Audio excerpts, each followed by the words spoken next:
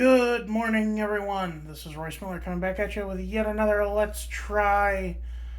Uh, so, um, I actually am using a tripod for this one. It's unfortunately an improper fit for my phone. If I can't find the proper sized head, I'll just return it and try to get one that is the proper size, um, or has a more adjustable head. This one does not have an adjustable head. My phone is too big for it, not too small. I could deal with it being too small. I just need. But right now, it's actually kind of just balanced on one edge of it, so hopefully my phone doesn't fall over. Uh, but today is a very unique one because we have. Ba-da-ba-ba, Nickelodeon slime gummies. Gummy candy with sour candy goo. Green apple slime and tropical gummies by KaDunks. I believe they're the ones who make Dunkaroos. So this is an interesting departure from them. You can see the slime here and the little SpongeBob gummies. And I figured I'd take this opportunity to kind of go into my relationship with Nickelodeon. I grew up during what I would call the Klasky Chupo era of Nickelodeon. That's when a lot of the Klasky Chupo productions really started coming out. You know, you had Rocket Power, as told by Ginger. Rugrats had come off the huge hit that was the first movie, and they were doing a bunch of stuff. They introducing the Chucky's adoptive sister and Dill and stuff like that. Uh, yeah, spin-offs of that All Grown Up, and I think there was like a preschool one with Angelica and Susie, but that was like really bad. I don't know. And then of course Wild Thornberries, which a bit of a conspiracy theory, but I think that they got the inspiration for Wild Thornberries from Jumanji. They did an animated series. It was very brief, but they did an animated series for Jumanji, and it had Bill Fagenbaki, the voice actor for Patrick Starr playing Alan Parrish, Robin Williams' character. And it had a bunch of characters. It had a bunch of like recurring characters, like obviously you have Van Pelt, but then you also had Tim Curry as this sleazy trickster salesman guy.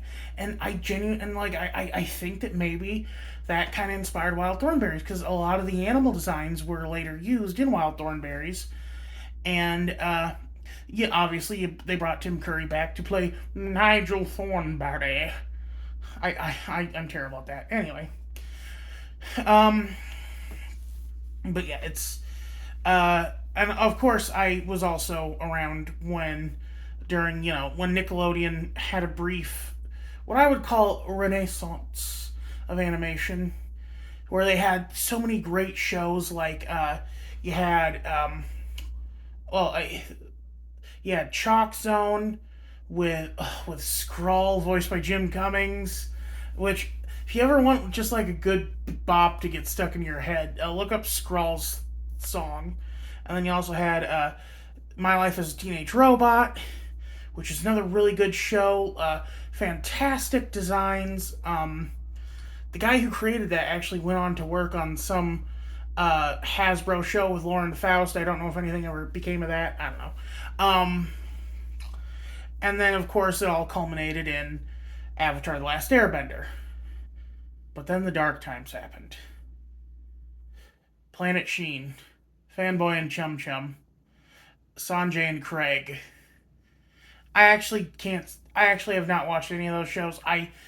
From what I hear, they sound pretty inane and dumb, but so are a lot of the shows I watched as a kid. I mean, like, Cow and Chicken is so weird and dumb, and Ren and Stimpy's even worse. I actually kind of missed the beginning of Nickelodeon that a lot of people have fond memories for. The Doug era, the Ren and Stimpy era. The only old guard that I had was Rugrats, and which is a good show. I loved Reptar. I think the adults are a lot of fun. Like, it's an interesting. Rugrats is interesting just because of how, weird it is. Like, it's like a normal sitcom where you have all these like neurotic adults with their own defects, but it's from the perspective of their children. Um, Also, you have Tony J as Dr. Lipschitz, which I always thought that was a joke about how he had diarrhea of the mouth. You know. Um, Anyway, as to my fandom, well, I mean, I actually haven't gotten a chance to play this yet, but I like a bunch of the characters in it. I like Reptar, I like April O'Neil, I like Aang, I like Korra a lot. Cat Dog might be interesting too. I predict he'd probably be sort of like they'd probably be sort of like Duck Hunt Dog in the one show, the one video game, Smash Brothers. And of course, my sister got me these for my birthday because the flooding had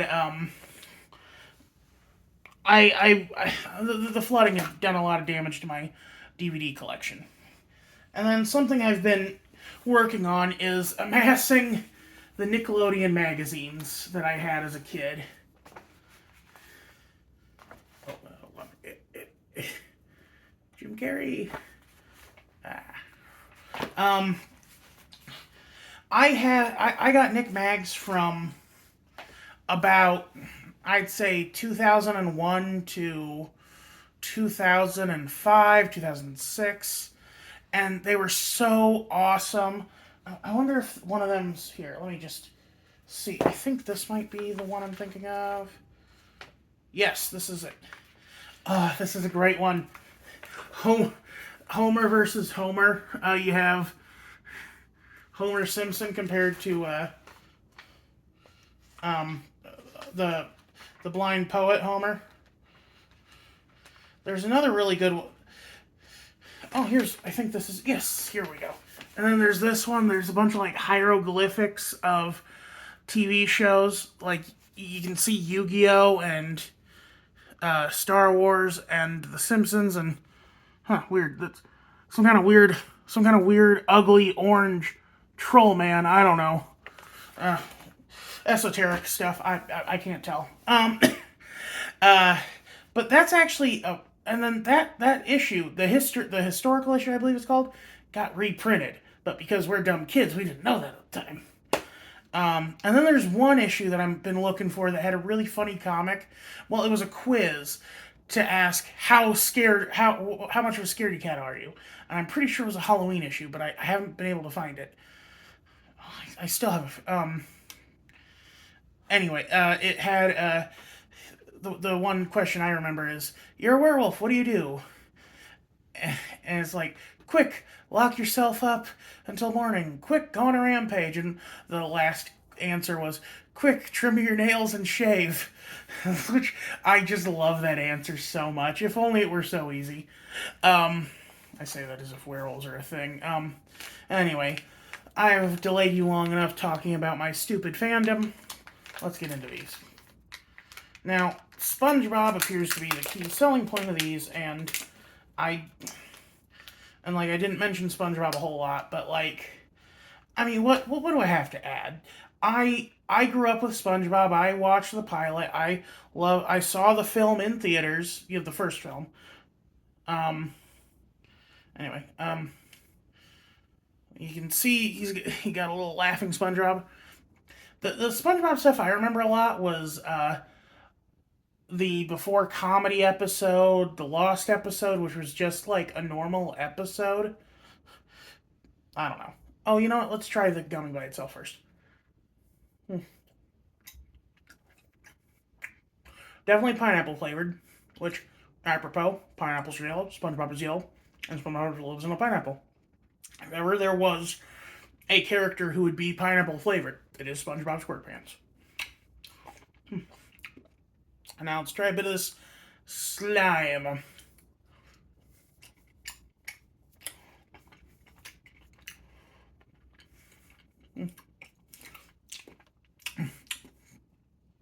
Oh, sorry. but a gummy got caught in the back of my throat. Well, the lip smacking on this one is going to be bad, but that is so tart and sweet. It is like... Ugh. That is nuts. That is like... I have sucked on a lemon before on camera, and it has not been as tart as that. It's good, though.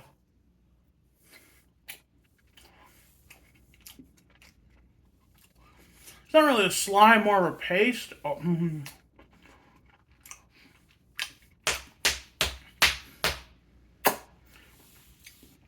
For everyone who wanted... If you were mad about the sour soda not tasting sour, at least there's this to keep you company. Oh. For those wondering, that I picked this up at Cracker Barrel as well. Thought about doing the two together, and honestly I should have, because I think the cinnamon would have been a nice reprieve from this.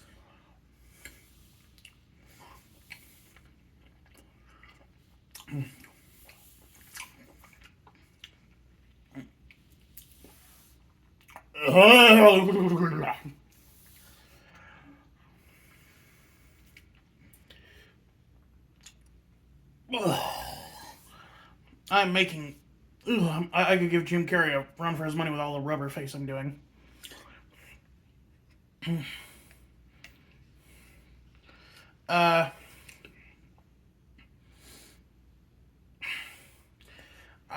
I just thought about making a joke about Viacom demonetizing this, but then I remembered that Nickelodeon was bought by Paramount.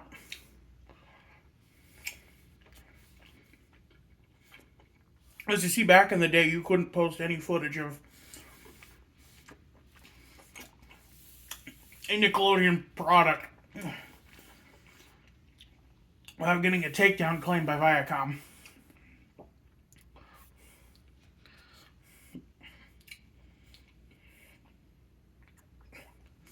That'll wake you up. Wow.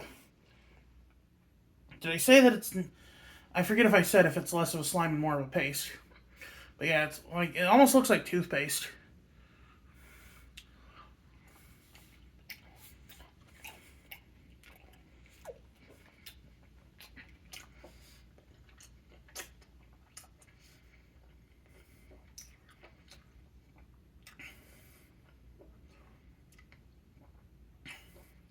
Weirdly, there's not any like malic acid or anything in this, just citric acid.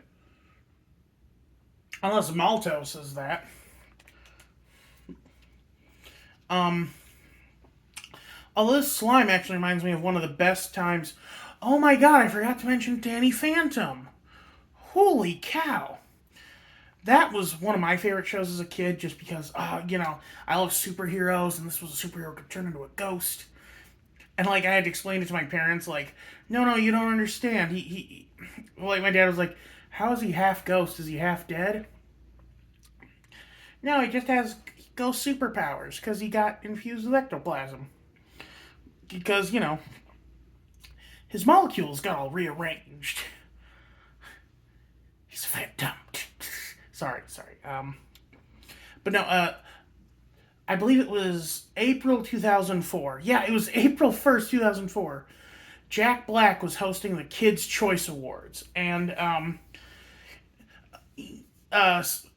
similar to, like, how, in that one of the old Canadian shows they ran, they were having a secret phrase where if you said it, you get slimed. And the secret phrase was April Fools. So, live event, no one said it all night.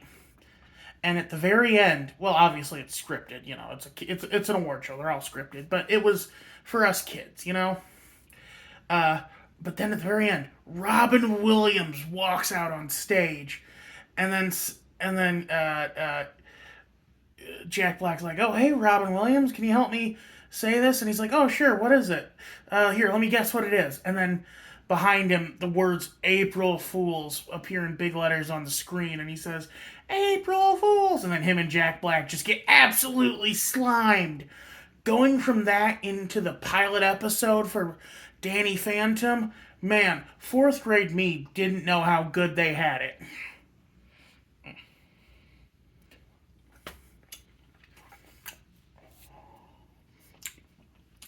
Oh! Oh! I forgot somehow in the little bit of reprieve I had reminiscing about that.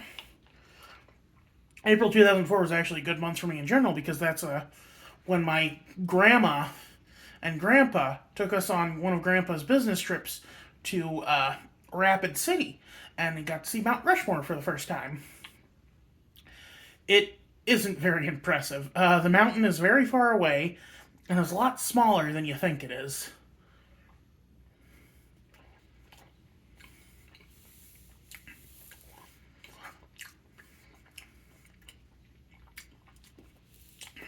Let me tell you, if you want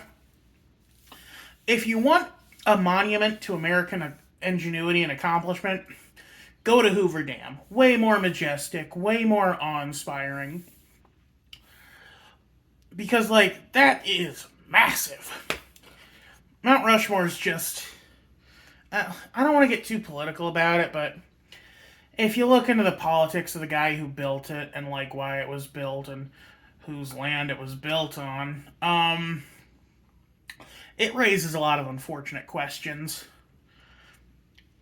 But Hoover Dam is just a good, like, it's clean energy, it's cool, it's absolutely massive. Like, you'll get a sense of vertigo looking up or down from it.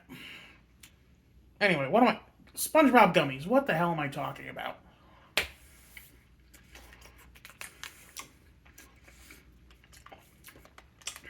SpongeBob, maybe one of the most candified cartoon characters ever, though, because, like, you have the gummy Krabby Patties, you have the marshmallow lollipops, you have the ice cream pops.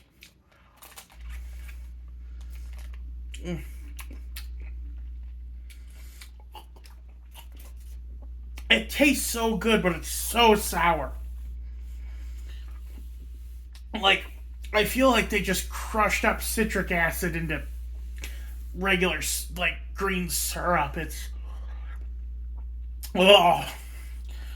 This tastes way more like toxic waste than that soda pop did, I'll tell you what. Someone actually said, asked if, like, the reason it was the reason why toxic waste is so sour is because allegedly radiation is supposed to present as a very sour taste, and I don't think that's the case, because from my research, the taste associated with toxic waste is, well, with radiation, I mean, is metallic, coppery. It tastes like there's hot metal in your mouth. And I actually found out about this in a funny way. Garth Nix's Old Kingdom series, Sabriel, Lyriel, and Abhorsen,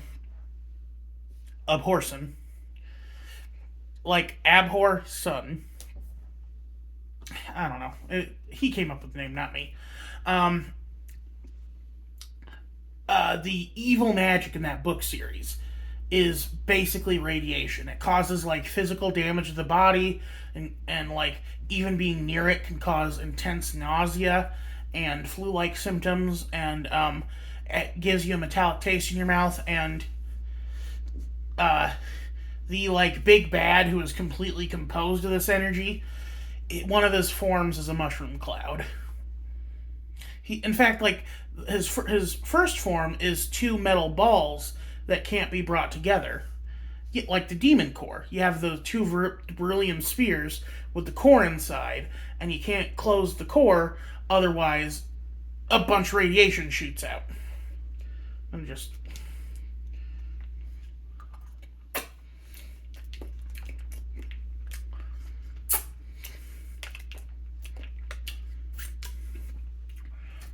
You know what it is? It has the consistency of caramel. So it throws you off because it touches your tongue and you first get a little bit of sweet and the caramel texture, and then suddenly just... I'm going to put a content warning on this about lip smacking because If I put a content warning on it, then y'all can't complain. Yeah. Um. Oh. Oh.